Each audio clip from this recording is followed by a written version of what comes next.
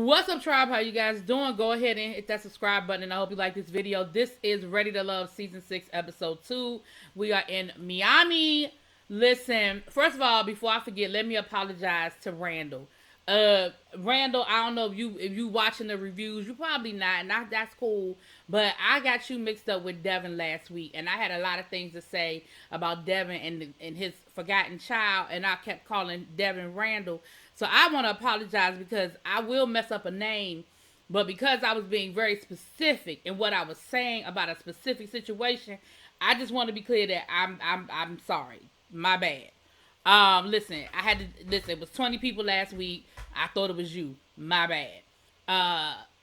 But we get to this week's episode, and the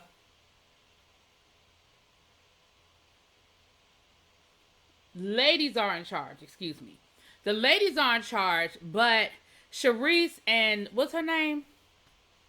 Hold on. Let me get my notes out, child. The Rikia, Dominica. That's it. I couldn't get her name. They basically want a second chance. So we're at the brunch the next day, and Tommy lets them know, listen, the ladies are in charge. So fellas, you need to make sure you on point. And for the ladies that got a second chance, y'all need to make sure y'all making the best of it. So Dominica want to know why she was in the bottom. She was like, listen, I was talking to y'all and I was vibing with y'all and I was getting to know y'all. Well, why was I in the bottom? Now, Sharice, she wasn't so much concerned about why she was in the bottom at first. She was just like, listen, I need to make sure I hit everybody in this room, okay? I need FaceTime with every guy in this room. And she was almost treating it like it was a speed dating situation. It was like, boom, hey, how you doing? All right, hey, how you doing? All right, okay. And, you know, she was being a little rude when she would walk up on people talking. She would be a little rude about, like, well, I need to talk to him. You can go now. And she, you know, listen, just because people... You know, that's like when somebody send you a nasty text and then they put LOL at the end. Nah, you meant it in a nasty way. Like, don't add the LOL like, ha, ha, ha. No, you meant what you said. You was. Anyway, child. So, now Dominica and Sharice end up getting into it later on. And then Sharice she act like she wanted to know too. And she gonna tell Dominica, well, you can't bring your volume down a little bit. First of all, nobody was talking to you. She was asking the guys why she was in the bottom, because your opinion of her has absolutely nothing to do with why she was in the bottom. Remember last week when you told the ladies that you weren't interested in getting to know the ladies, that you were interested in getting to know the men? Well, here's the same situation. Dominica wasn't interested in your opinion of her. She wasn't interested in what you had to say. And then you telling her she need to bring the volume down. Again, all I'm going to say is this. I understand that there are things that will turn people off about different situations. But at the end of the day, I am who I am. And if that's who Dominica is, if she loud, she loud. I'm a loud person. And I tell people all the time, listen, I'm loud. I know I'm loud. If I'm getting too loud, just tell me to bring my voice down. It's cool. Right? But this wasn't that situation, in my opinion. Moving on. Justice is coming off like a player and a little... I don't want to use the word arrogant, but I think it's because he wasn't really vibing, because him and, what's her name? Was it Kayla? Him and Kayla just weren't vibing. So I ain't going to say he come off a little arrogant, because he was talking about how he doesn't date women until he knows he's interested in. He was like, you don't have to spend money to date somebody, which is absolutely true. I think we've created this environment where how much you love me equates, or how much you're interested in me equates to how much you spend on me. You can't just take me to a nice diner and we have a good conversation. Oh no, we got to go to 5-star. You know, you can't just treat me out to the movies. Oh no, we got to go to, you know, the movie with the bar and the food that brings it to you, and you got to spend $50. You know, instead of saying, listen, let's go to the park. Let's walk. Let's talk. Let's go down by the water and watch the boats, and let's have a conversation. Listen, there are ways to romance somebody without spending a whole lot of money. And I feel like that's what Justice was saying. I don't think it was a situation where he was necessarily, I don't think it was a situation where he was, broke. I just think he was saying, I ain't about to sit, listen, I got to date 10 people. I ain't about to sit here and spend a whole lot of money. Well, the show be paying for it, so that don't count.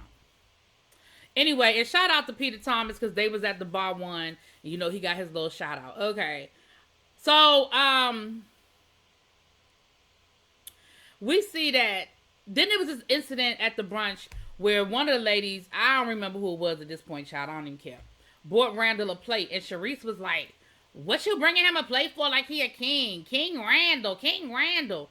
Now, I feel like that scene was chopped up a little bit because I feel like it might have been more that went down. Because I don't, if more did not happen in that scene, I don't understand why it was made such a big deal. So I feel like more was said in that scene. You feel what I'm saying?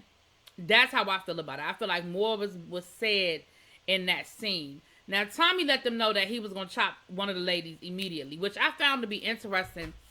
That you still, your numbers are off. So at the end of the episode, the ladies got to chop somebody, but after the brunch, Tommy chopped somebody. So he talked to the fellas and asked them, has anybody stepped it up? Did the ladies from the night before, I gave them a second chance to try to make a first impression. Did any of them step it up?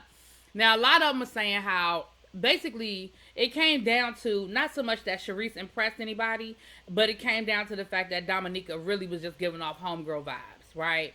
Everybody was like, she's cool, she's a nice person, but she like my homie. Well, ain't nobody looking for a homie. So Dominica got cut, and, there you go. So the first date that we saw the date with Samson and Shakira. Now, Shakira talked about her marriage. Later on in the ladies' lounge, she went a little bit deeper, and you get the impression that the marriage was abusive. She talked about her son, and how her son saw too much, and she's guilty that he saw as much as he saw, and that they've been through some trauma. So I didn't hear her come right out and say abuse, but that is the vibe that I picked up, that it was an abusive situation.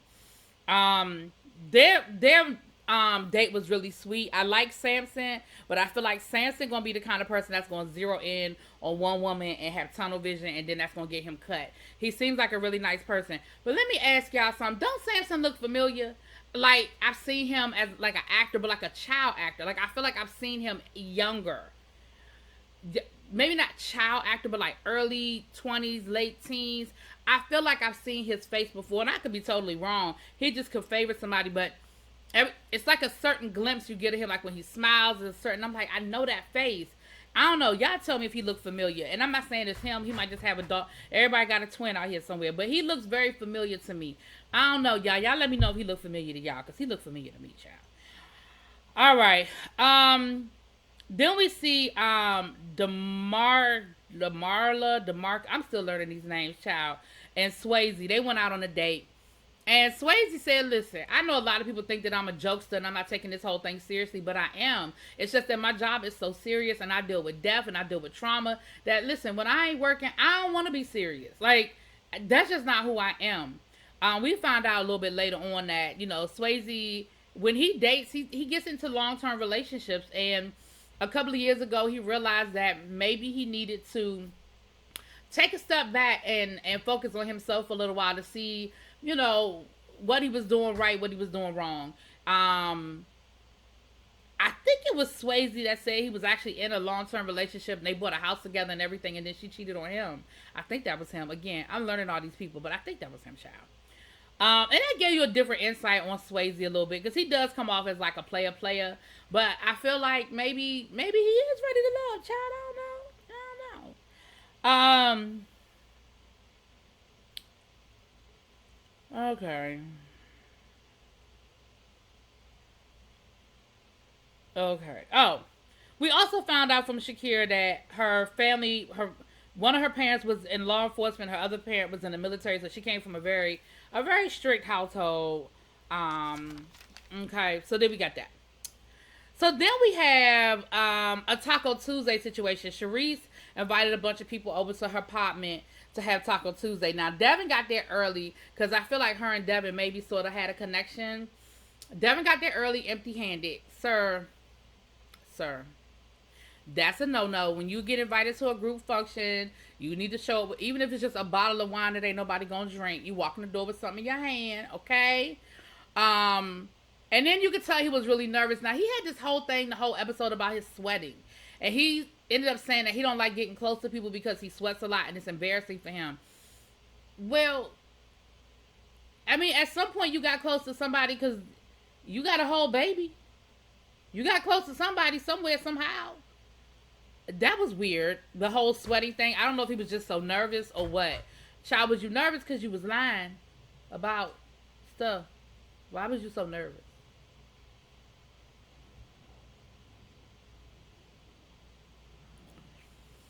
So who came to Taco Tuesday? Devin, Tranika, LJ, Randall, Justice, and of course Sharice was there. Was at her house, child. They got to talking. You know, everything seemed kind of cool or whatever. But then this whole Tranika, she showed up with Randall, but then she was feeling LJ a little bit. Looney had the COVID, so she wasn't filming this episode. She had the COVID. They got in this whole conversation about Randall and that King situation again. Sharice said she was just playing, and she was like, listen, I consider myself a queen, so I thought it was a compliment calling him a king. But you know what? If you don't want me to call you a king, child, I won't call you no king. I just call you Randall. It's whatever. And Randall was saying that it just was awkward for him. He didn't say that, you know, he was in bed. He said it was just really awkward. I think he said it might even been a little embarrassing. And then after they had that conversation, she was like, okay, well, I guess y'all can go now. I said, damn, now she put them out because she got in her feelings. Did she put them out for real? Child, she had put them out. I said, ooh, putting people out and stuff. That was a lot.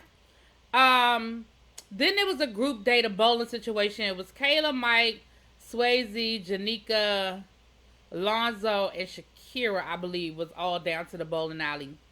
Again, it wasn't really no whole lot going on at the bowling alley situation. Lonzo, Swayze, and Kayla had this whole flirt moment where she was like, whoever gets the highest score gets a surprise. So Lonzo won. I think Lonzo really know how to bowl because he was teaching other people how to bowl and he had strikes and stuff. So I feel like Lonzo be bowling. Swayze lost, but Swayze won because Swayze got down there and did 50. She said, you got to do 20 push-ups, baby. He did 50 effortlessly. I said, oh. And then she gave Lonzo a little kiss on the cheek, on the lips. But it was a little peck. It wasn't no whole deep thing. It wasn't that deep. But it was cool. But other than that, I ain't really see no whole lot going on with the bowling. People was flirting. They doing what they supposed to be doing, but nothing major. I felt like nothing major really happened down to the bowling. Now, if y'all saw something I ain't see, oh well, I ain't get it in my notes. So the ladies go to the lounge and we have the elimination. So the guys whose names are sort of at the top, we have Randall. There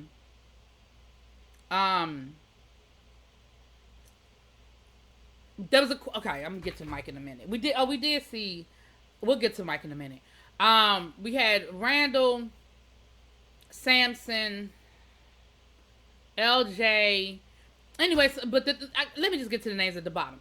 Mike, Devin, and Justice were at the bottom. Now, Justice got enough women that's cool with him that Kayla's problem with him didn't really do a whole lot, but it came down to Devin and Mike. Now, Devin, we already know Devin had a strike against him from last week with the whole, oops, I forgot I had a baby situation. But then the one person who was sort of riding for him last week was Sharice, and I feel like she's not really feeling him after what had happened at her Taco Tuesday. Then we had Mike. Now, the thing with Mike is one of the ladies felt like, he's got a lot of baggage. He's divorced. He's got 3 children. I don't believe he's interested in having more children. And for me, that's a no-no because I want kids. But then Trinka was like, well, wait a minute. I've been kind of flirting with him a little bit. And I got the impression that he did want kids. Like, I need to get to the bottom of that. And Tommy was like, listen, y'all need to find out from him. Like, you can't go by, I think, I heard, maybe he does, maybe he doesn't. He's like, you owe him to at least get a definitive answer from him about whether he wants children or not. Like, I can't go off of what you think or what you heard from somebody else. So the two at the bottom was Devin and Mike. And I knew Mike wasn't going home after what Tommy said, that you at least owe him that to have the conversation with him. Plus, Trinka, I believe this Trinka, y'all, was the one that took him out on his date. And we know that that's somebody he sort of has a connection with. And very seldom this early in the process is the person that you have a connection with, the person that sends you home. Very seldom. I ain't saying it never happens, y'all, so don't give me 20 examples in my comments of when it happened. Very seldom does it happen. So she asked Mike if he wanted more kids, and she was like, he said, well, do you want kids? He was like, she said, yeah, I want like 2 kids. He said, well, I guess I'm gonna have 6 kids. But I was like, six? I thought he said he had three. 3 plus 2 is not six. Or maybe I heard him wrong. Maybe he said 5. I don't know, but I know how to add and subtract. I can do that. Now you add algebra in there, we might have a problem, but I can add and subtract. That I can handle. Anyway, so they was talking to Devin, and child, Devin is just extra. He is a lot. That's when he was like, well, I don't really like hugging people that, I'm, because I sweat a lot and that's embarrassing, and that, man, I get nervous and that. Child, bye, Devin. Just bye. I feel like you should have went home last week when you didn't know whether you had a child or not personally, but they kept you for another week, child. See you at the reunion. Peace.